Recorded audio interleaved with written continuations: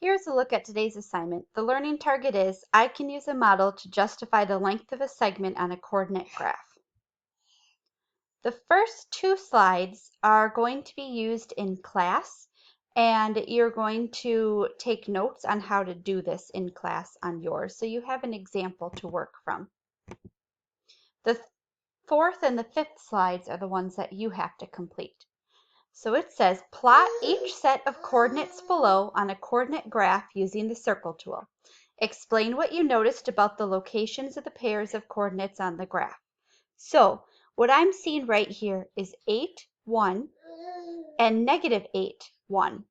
So first you have to plot each of those points. So I'm going to take my circle tool and, yep, I want the circle, and I'm going to go 8 is on the x-axis and y is on the 1-axis. So I'm going to put a circle right here as, oh, it was a little bit bigger than I intended, right there. Then it says negative 8 and 1.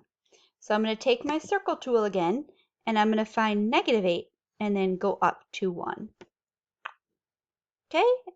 And then it asks you to find or to explain what you noticed about these.